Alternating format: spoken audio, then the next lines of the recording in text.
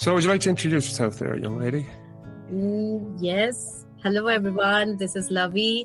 I'm a business development manager professionally in London. However, I'm also a founder of the big community Pause, Peace and Poems, which is highly active on LinkedIn, where I post everything about neurodivergence.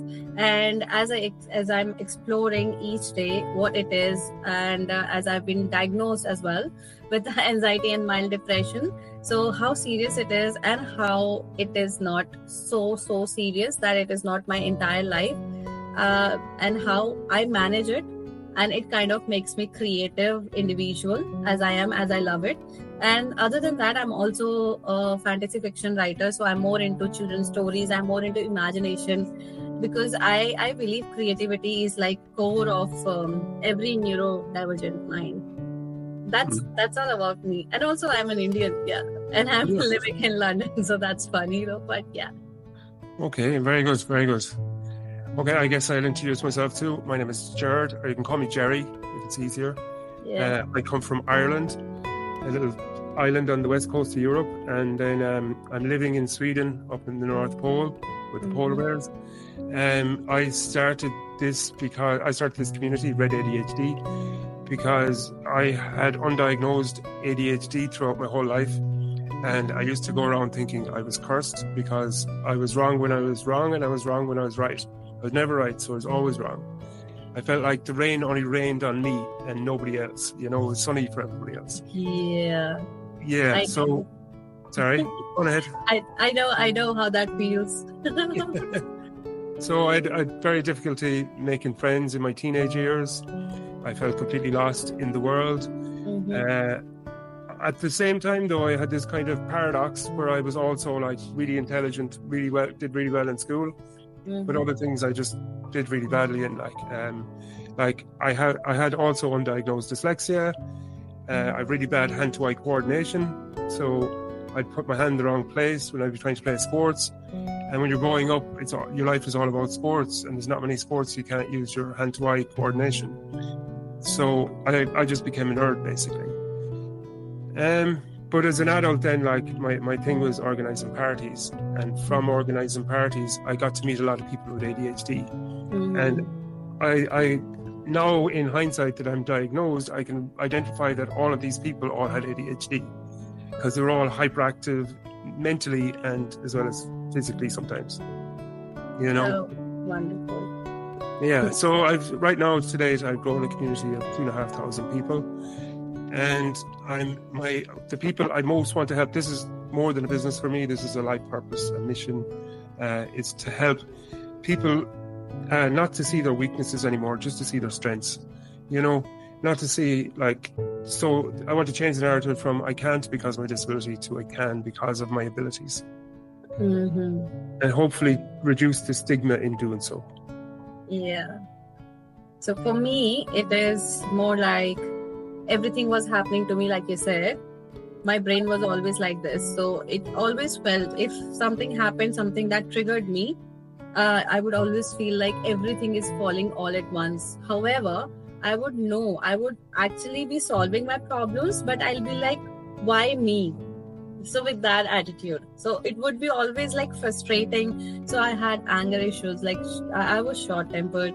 And but somehow for some reason I just felt like this is normal, that everybody has it, or maybe I had no name for it. I had nothing. I had not known this thing until like last 2 years when I was diagnosed actually with anxiety and depression. So for me, neurodivergence was only limited to this thing until you came and you slipped in the comments that do you have ADHD, and I was like, why is he asking? Am I mad? So I'll be very honest, this was my reaction. Am I mad? And what is ADHD? First of all, you won't believe I read so many research papers. What is ADHD? What happens? This and then I'm like, yeah, I have it. I guess so. Remember, I told you was like, I don't think so. I have ADHD. Anxiety, depression might be, but I was like, okay, this is the symptom of ADHD. And I was like, sometimes I'm like hyper-focused that nothing else can disturb me. And other times I'm like, oh no, I'm not able to focus. I can't do. And I'm like zoning out in between. And then you were like, by seeing you, I can identify. And it was really hard for me to believe. Yes. I still remember our first conversation. I was like, no. ADHD, me, no, not happening. And I'm sure if there's anybody listening now, like if you have a cup of coffee and you fall asleep, that's definitely a symptom of some form of ADHD. You know, it's no. people in society drink coffee to wake them up. I was so proud of the fact that, okay, I'm not this nerd who's always after coffee just to be awake, because when I drink coffee, I sleep. And I was like, no, which means I'm very composed, I'm very nice, and I'm all perfect. I'm like, even now I'm perfect. I know I don't know how many symptoms I have. Like after I started reading about this, and after I see your post and everything, I just realized like, okay, it's not like I'm relating to everything, because obviously it's occasional. Sometimes it can be situational anxiety, like we say, but most of the time the constant feeling, I am more concentrated on my emotional dysregulation, because it is only extremes. If I'm calm, I'm super calm. You can come to me and you'll see me sitting like a Buddha. But other than that, if you trigger me, you don't even have to say nothing. Why are you breathing? That is my situation. So it's two different extremes, and this management kind of became quite like it just gets too much at times. Of course. I'll say. Yeah. Yes, I can completely relate. Yeah. And then the kind of imposter syndrome as well. When you never think you're good enough. And the only person you're not good enough for is yourself. You're harder on yourself than you would be on another person working beside you. Yeah. You know? So it's like we need constant validation from somebody else. And if it is like, and people might think like, oh, like attention seekers, or they like compliments, they like attention. But it is not that kind of attention that we are talking about. It is more like, okay, we would like to hear once. We are self-motivated. We know we have certain things. We know we are going through certain things. But at times we just want to relax our shoulders and let people just come and talk like, okay, you are okay. It is okay. Right? Yes. Because most of the time, if you'll see, half of the people don't come out because of the fear that people might judge them. And it happens. I was called mad. And then I started calling myself mad. And I was like, because I have anxiety depression, most prominently, I was like, okay, which means I cannot be normal. I can never be normal. Yes. Now I kind of enjoy that fact. I don't like to be normal. Yes, I spoke to someone once and they said that all their friends think that they're crazy now that they have ADHD. And I said to that person, like, you're very lucky you found out who your friends are and who your friends are not. They're not, these people who call you crazy are not your friends. And that person said back to me, I think you're right. Since I found this ADHD community, I see how empathic people are and how nice people can be. Yeah. And I've learned patience. I've learned a lot of patience. Like when we are talking to people, because now I have this thing in my mind, because I know that especially if you'll talk about, mainly let's say if we talk about LGBT community, so half of the teenagers, and I'm talking about from different nationalities, half of the teenagers, they don't come out to their parents, but outside they are like roaming around with different names. Yes. And when they are at home, they are literally like trapped and frustrated, because they know that no one will understand. I'm not saying that parents are bad or something, but I'm saying that they are hesitant at major level, where it is for them, it feels like running away from home is the solution. Talking is never the solution for them. They always choose to move out in a space where they can just randomly do anything, but there has to be a balance, always. There always has to be balance, you're right. Yeah, when you come out, there has to be a balance, because for me, when I came across all the different conditions in neurodivergence, I was like, okay, I have some symptoms of this, I have some symptoms of this, which does that mean like I have like tiny bit of every condition? But that is not possible. Then I won't be human. I won't be sitting here and working. Then I realized like, okay, I need to calm myself down. And then I need to analyze my own traits. I need to analyze my habits and then understand what exactly am I feeling. Because for me, it is all related to emotions, and my emotional health triggers my mental health. Of course. Yeah, and that is how I got the clarity, like, okay, I have ADHD and it's completely okay. It only means that if I'm lazy, let's say, then I'm more creative, which means if I have to do something, I look for a creative way and easy way to do it rather than what normal people would do. Yes, of course. I'm doing work. You have to design systems that will like suit your condition to deal with the outside world. Mm-hmm. Yeah, precisely. Exactly. Yes, well done. Yeah. Yes. Thank you. Oh, yeah. We're like I really enjoy meeting people with ADHD. I think we kind of bounce off each other, and we like the standards that we have for the rest of society kind of go out the window, and then we end up starting to cut each other short and like, you know, breaking into our conversation. But we have this like common understanding that it's, you know, it's okay. You know, it's okay to be you. Yeah. I mean, like, even for the podcast, we remember, right? And I've been trying, okay, I'll go. And you kept asking, when are we meeting? And I'm like, no, I think he's going to get pissed off. Yeah, but like you kind of have to be in a good mood too. And today you're radiant, like, you know, you're smiling and, you know, you're in good form, like, you know, and I think it's important to be like that too. Maybe it's good weather outside too. You know? Yeah, it is. After all, the sun is shining in London. Can you believe that? Yeah.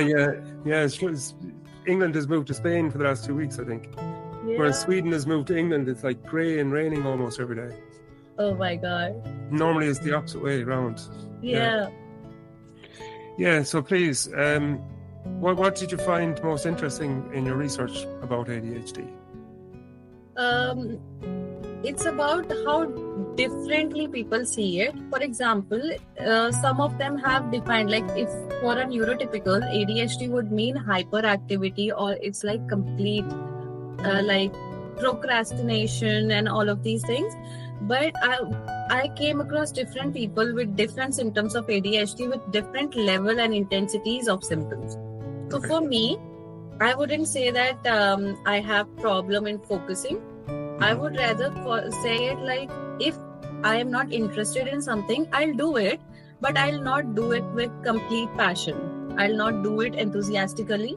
So for me, it is that thing. I will still focus on the task, but for me, it will be like draining. It'll exhaust me. But if I'm interested in something, I can do it for longer hours. I can keep doing it, and I'll still find it good and healthy and refreshing. So for me, that is the case. And like I said, emotional dysregulation.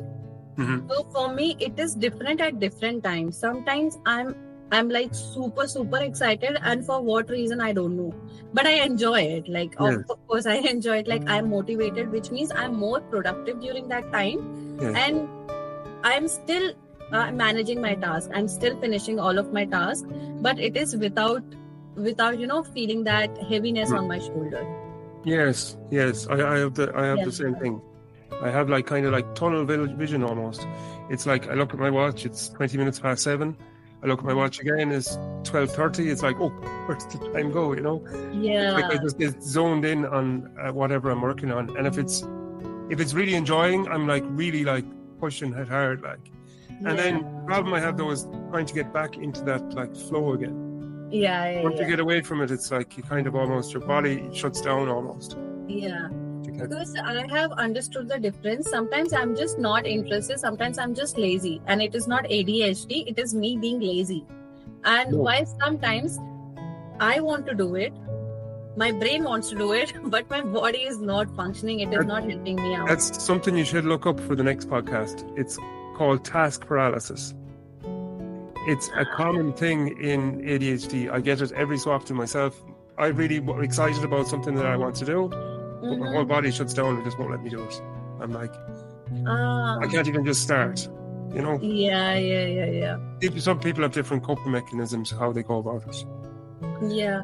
And I think about like zoning out mid-conversations. So for me, it has always been there. For example, if I'm happy, I'll listen to you, I'll be attentive 100%. But if I'm not, even if I'm focusing, even if I'm listening, it is like passive listening happening. But there is no attention, there is nothing. I will still remember because my memory is good. I'll still remember what you said. If you test me like, Lavi, what did I just say? I'll tell you that. But I'll be like, okay, fine, but I'm not interested. Whatever you said, I'm not interested. And then I'll be like, okay. And in that time, I know that my mind will definitely grab something to make it more happy and exciting. Because like I said, this is the common thing, that we seek interest, we seek excitement, we seek enthusiasm in everything we do. Yes. If we breathe, we have to breathe properly. Yes. As simple as that. Because that's it. That's so cool. Well, I think that rounds us up now. That's 16 minutes. Yeah. All right. Let's put up.